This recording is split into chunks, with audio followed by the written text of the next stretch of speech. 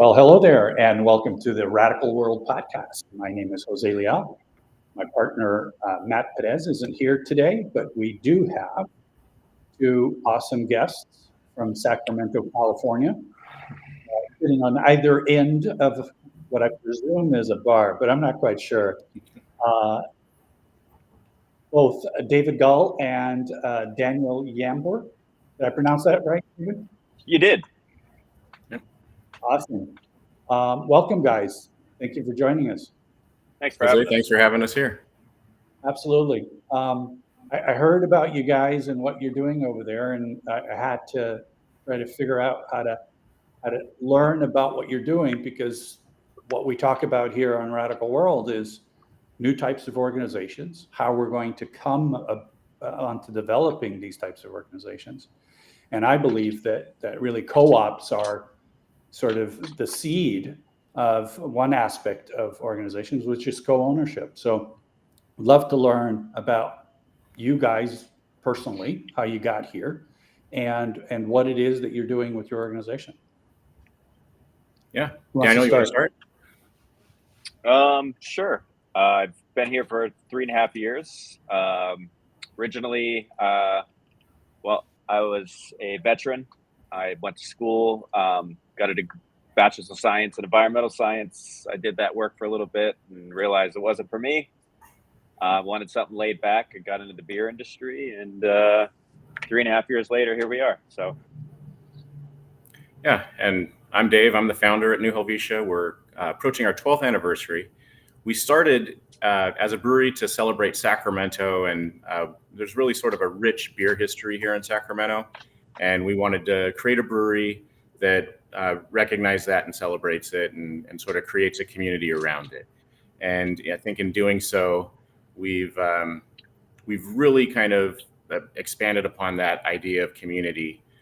Besides just celebrating, Sacramento and Sacramento history and stories, we're trying to celebrate the people of Sacramento. And I think this co-op conversion model is a way to start to do that really hasn't been done anywhere in California. We started as a very traditional model brewery. So my wife and I and a couple of investment partners started the brewery, and sort of as things started to evolve, and we were looking for ways to capitalize the brewery and ways to sort of truly connect with community, the co-op idea really it really stood above the rest.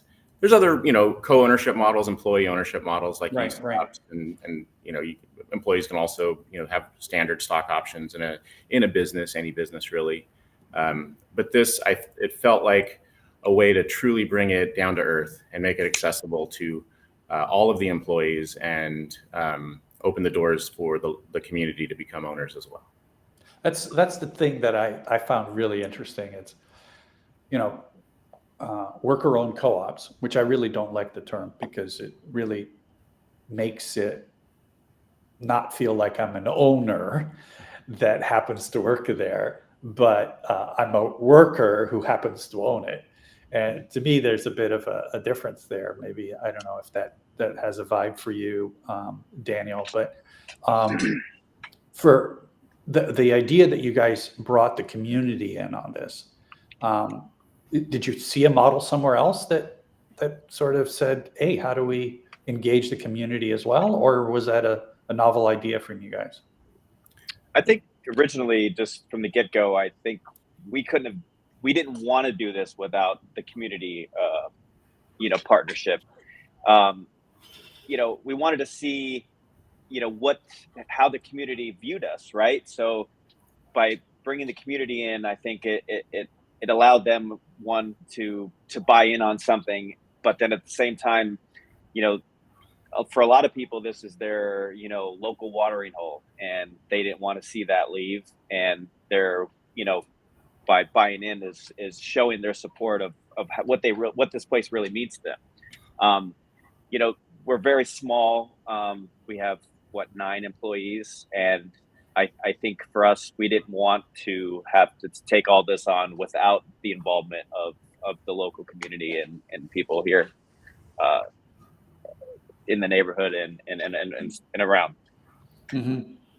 Would you think that your colleagues feel like owners, or they just have a bit of the business, and so that's nice, but did it change how they saw their role in the business? I think it did. We got to a point a couple months ago where sales were stagnant, and we weren't brewing, so that like the cog came to a stop. And so we reached out. We're like, hey, we need another infusement, and everybody was just so happy. They were like, this is what it's all about. And we asked everybody to donate, or to give $25, and people were giving 100, people were 200. And they were like, this is why we wanted to do this, is because we wanted to, when there's a need, that's what we're here for. And so I guess it's almost like, crowdfunding, but crowdfunding with people that actually, have a stake in this. Right. So tell me about like the community piece, because you talk about it's the local watering hole. People have been there for 12 years coming around. How did they react to this idea that they could here? I happen to be right now in Italy, but I'm originally from Portugal, and Europe has this history of owning the sports clubs. The community owns the sports clubs, right? Like it's you're not just a member, you're an associate of the club. And I never really understood that as a kid when I lived in Portugal. My dad would say, I'm an associate of such and such a club. And I'm like, what does that mean? I didn't get it because I'd already gotten used to the American model. How did people react to that? Well, we launched it about this Go ahead, time Dave. last year, and the initial reaction was really positive. I think we had, in the first month, close to 150 people sign up. And then that sort of, after the holidays, it slows down, right? And then it just sort of became more of a, we have to really get the message out about what it means to be a co-op.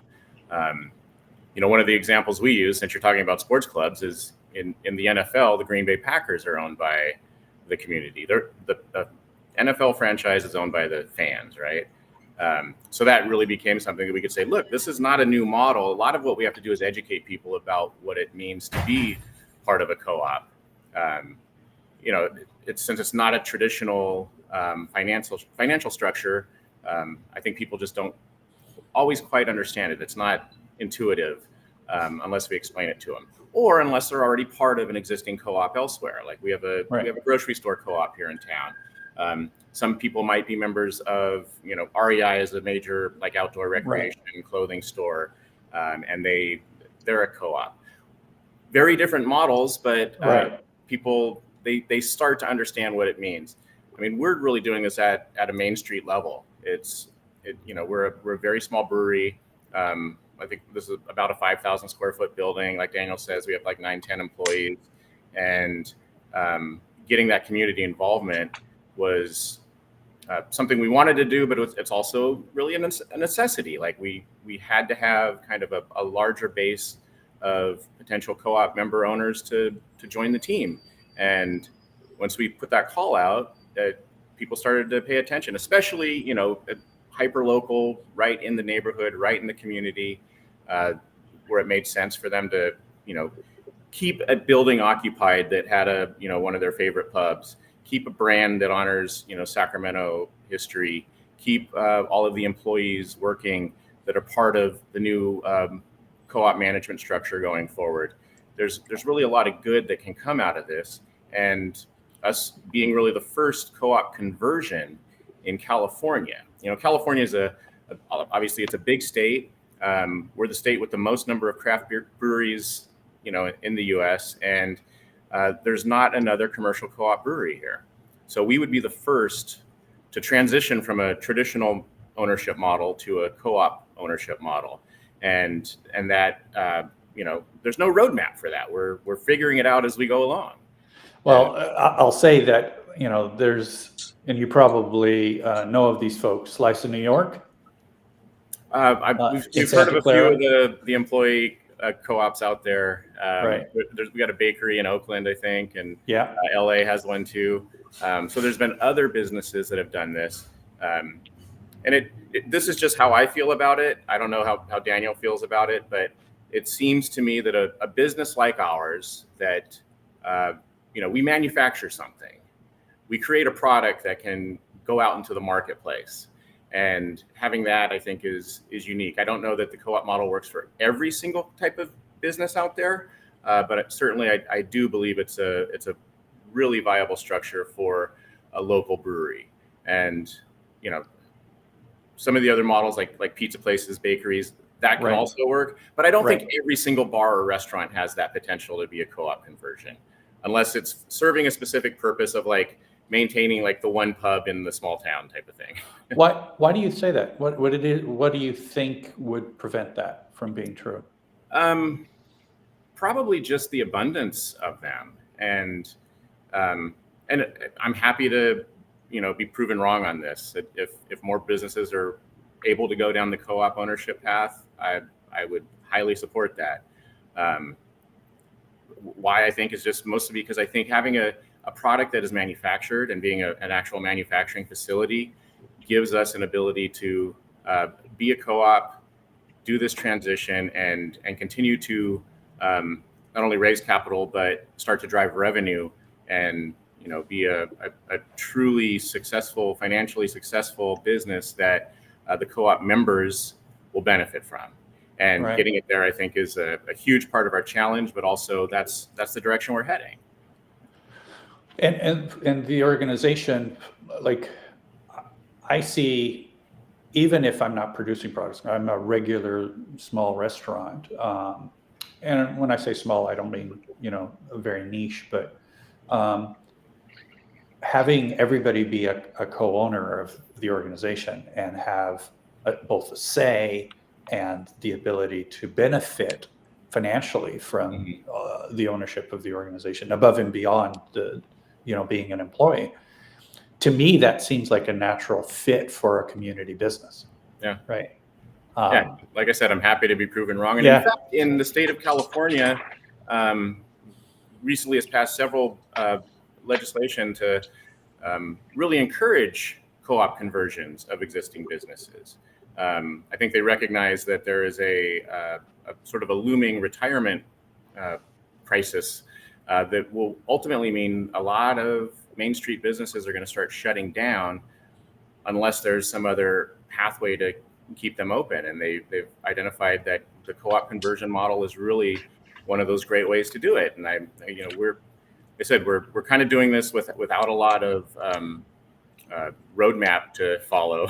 Right. There are examples out there, and there's co-op entities that sort of study this. Until you get into the trenches and start doing it, it's really hard to say, oh, well, they did it. This is how you do it. Right. Everyone is different. It depends on the people that are doing it, having the team in place to do it, having the customer base that, would ideally become part of that co-op ownership as well. You have to have all those pieces in place. And it took us, 10 plus years to kind of build that up. Right. And like, did you have a history in co-ops at all prior to this in any way, shape, or form? I had been a member of REI, and I had shopped at the Sacramento Foods Co-op. We had, as a brewery, we sell beer to some of the Northern California co-ops.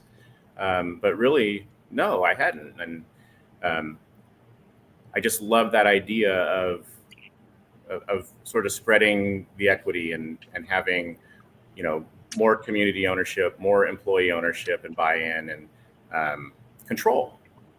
One of the things that we talk a lot about is interdependence, right? Life is an interdependent process, right? Like, everything we do is based on the fact that something or someone has done something else, right? I wouldn't have gotten here if there wasn't a pilot. There weren't people who built the plane, and there weren't people who sucked fuel out of the ground to make that happen. All of that stuff, like, we forget about it. It just sort of happens, right? And I think that at the local community, some of that interdependence has kind of disappeared. we can just go to the Costco, buy the thing. We don't need to know who they are. We don't need to care if they're doing well, because, it's just Costco and it's just a good price and we're done.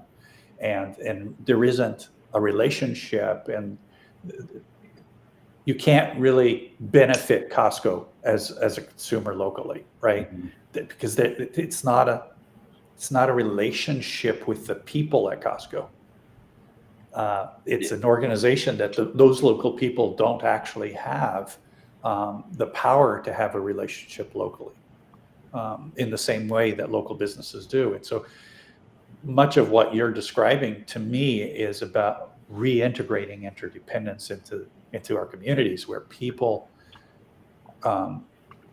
participate in the organizations that are serving them and that they're benefiting from, and vice versa.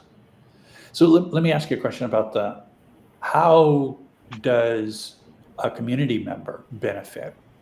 Obviously from drinking great beer, but what else? I think one is just keeping this place here, right, for other people to enjoy. Most of our members have had or have a relationship with the employees here, and just keeping this place existing keeps people employed, and then in turn they can see their favorite beer tender and on Friday nights and have those conversations. Most of our members, we know them and they know us, and I think just having that place where we can have that dialogue, be like, hey, how's so and so today, or I heard about your surgery, I hope you're doing good. Just that interpersonal connections that we have with our members, I think, is very important, and I think they like that and we like that. Yeah, and I think we're kind of at the crawling stage, so we haven't even really started walking, and we want to get ramped up and start running soon, but we're still at the very beginning of this, and the community that is getting behind it. All the things Daniel talked about are absolutely true. They want to make sure that this business stays viable and has an opportunity to grow and thrive. A co-op is for the benefit of its members. And one of those, one of the pieces of that is that, the community will grow and thrive. That also benefits the members, right? To keep all of this action and activity happening here. But there's also opportunity to sort of expand this beyond our current location, our current corner. We're sort of blessed with an opportunity to take our brand to the Sacramento International Airport. And that will be a big boost to, not only the brand and the sales. I think it'll be kind of a point of pride when our co-op members are traveling through the airport and they're like, that's my brewery. How cool is that? Absolutely. And that's what I think this idea of a community-owned organization really is compelling, because there's so much human connection, relationship, pride in being associated with something and being a part, not only a part of it, but a sustainer of it, which really sounds like that's, you guys are picking up on that. It is people wanting things to be successful and wanting to be a part of that process. I think some of the ideas, the fresh ideas that have come out in the last couple of months, have been through board meetings with our community board members that have come up with ideas and be like, why aren't you guys doing this? And then it's like a light bulb comes off, like, oh my gosh, that is something totally we could do, and then implement it. And those are things that are coming from the community side. So it's, I don't know, I think it's great. It's one thing to have a customer. It's another thing to have somebody engaged in your organization, right? Exactly. And supporting you in that way. So I'd love to dig in a little bit into the mechanics of it. You've got obviously lots of community members. You've got the 10 employee members as well. What's the structure from the board or Sure. management process? Sure. So we have a 9-person board. It's 5 employees and 4 community members. Wow. We kicked around the idea of the size of the board, and I think 9 just the more ideas and brains working together is going to help You just make this copied the place Supreme successful. Court. That's all you did. Yeah. You just like, Yeah, it works for exactly. them, it'll work for us. Honestly, it was more of seeing what other co-ops have, and then just be like, well, we're going to do that too. Just through the process. Structurally, day-to-day operations, I guess that would be, I oversee that. There hasn't been a real problem where I have to go to the board for something. I think that's more of expenditure that's going to be over a normal day-to-day. Like we had to buy a huge piece of equipment, that would be something to go to the board and ask for. But then at the same time, all of our other employees, the employees that work here, they're responsible for, this place too. I don't manage people. I lead a team, where we kick ideas off. So, our part-time person that works 1 day a week, if they have an idea, we don't just chuck that. We think about it. And if it's a great idea, we implement it. I mean, it's going to take a team here to run this place, even though we're small, but we're not going to be small forever. And that's how I look at it. And I think the nuts and bolts of trying to do a conversion like this, obviously it requires 2 parties. You have to have, the willing sellers of the business, and Daniel and the employee crew willing to take on those leadership roles, and then, coupled with the community co-op members.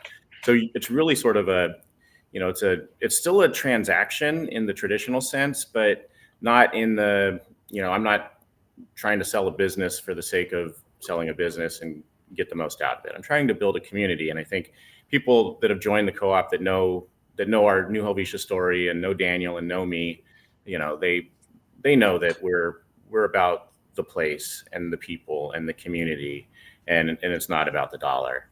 And we're doing everything we can to support making this this co-op successful. And it's hard work. What we're also realizing is that the employee team that is running the co-op and running the business simultaneously, it's a heavy lift, and it starts to become there's competing interests. There's different priorities that take place, and have to.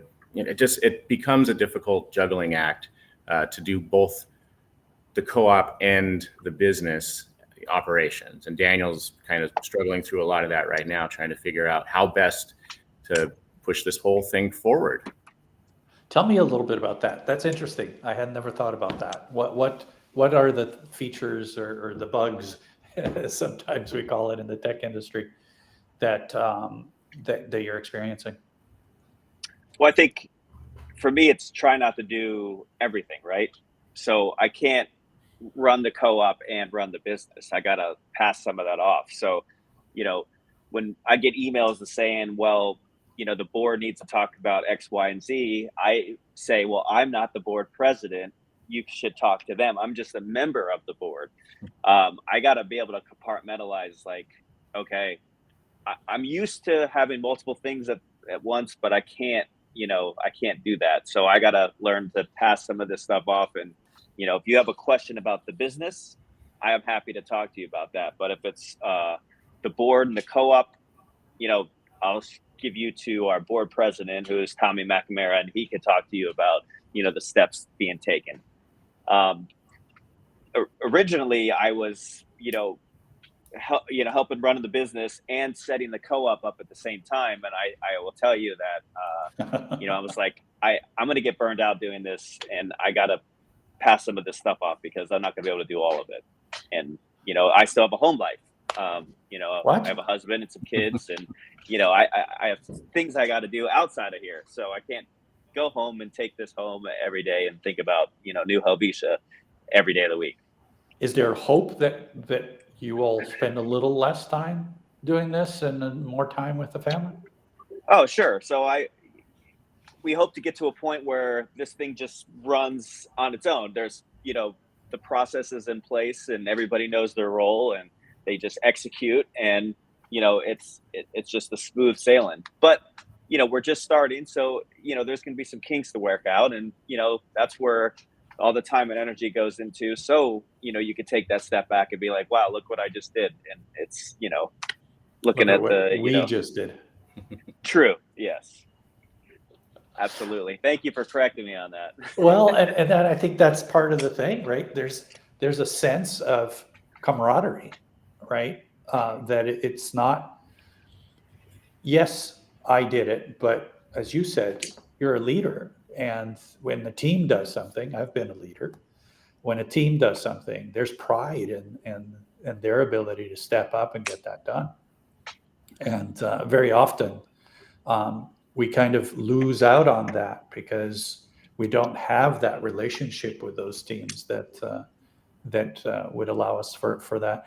Let me ask you another question, because when you talk about that process being difficult, how long did it take to do this transition for you guys?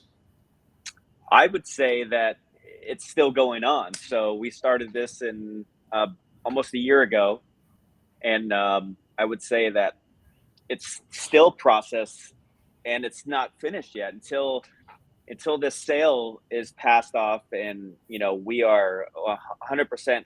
The co-op owns 100% of New Helvetia Brewing Company. I don't think that this process is gonna stop. So I'm hoping by the summertime we should have kind of we've done this and we're doing it, and it should be to a point where we can just let this machine just kind of move itself. But until then, I think there's a lot of hard work we still have to do to be able to get to a point where we're running, and we're learning every day. Like there's some things that we're like, wow, we forgot about this in the bylaws. We got to update that.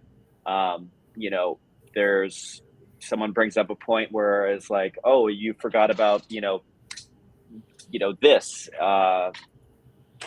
Yeah, there's just a lot of stuff that's moving. Yeah, it's an endless thing, and it's complicated enough to run a business. And Daniel Absolutely. had started all of the co-op, the legal side, and creating the co-op bylaws and forming the interim board that kind of allowed all that structure to be adopted and enacted to put us in this position to right now we're going into our first permanent board elections, and then use kind of the momentum of that to go into sort of the first draft of the actual sales agreement between the brewery and the co-op.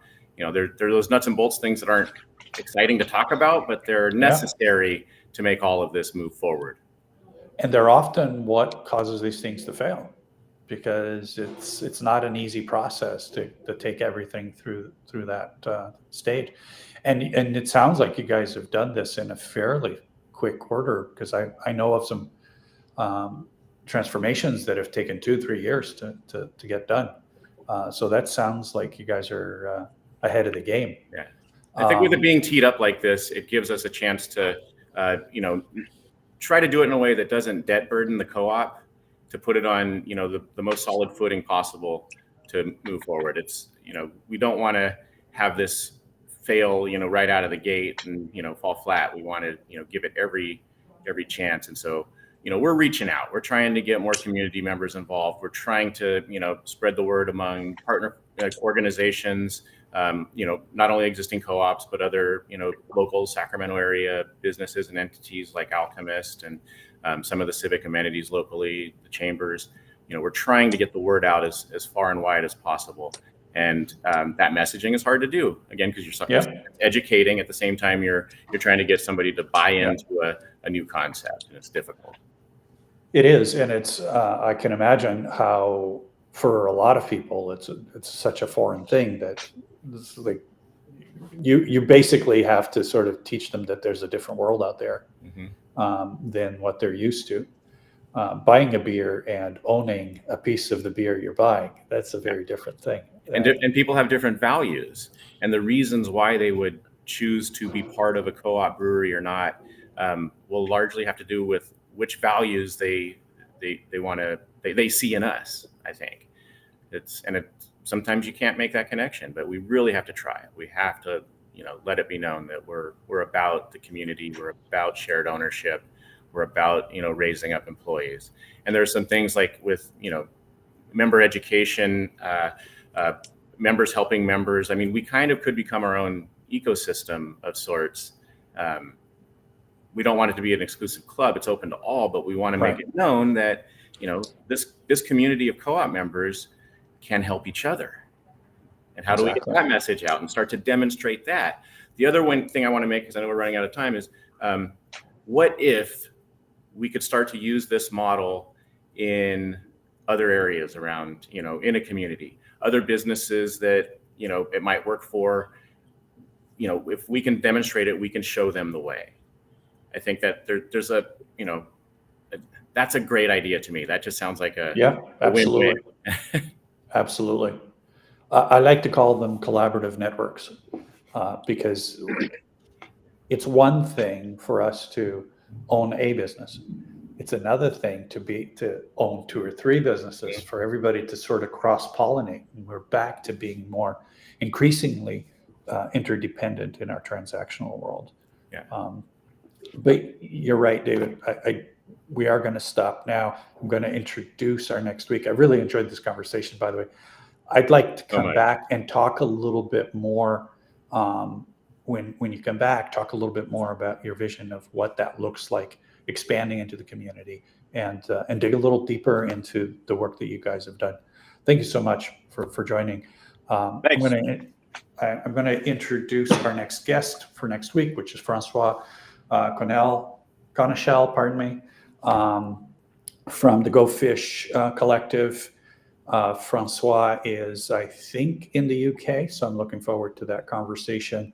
The conversation around rethinking collaboration, unlearn to relearn. I'm not a fan of that concept, but I'm going to explore that conversation with Francois, and I look forward to that. Again, David, Daniel, thank you for joining me today here on a Radical World podcast. And let's do this again in a few weeks and carry the conversation. I'd love to learn how we can help you guys through this process of moving forward and building community around your business and your community of ownership. Thank you so much. Let's do it. Yeah, thanks. Awesome, guys. See ya. All right. Bye. Bye-bye.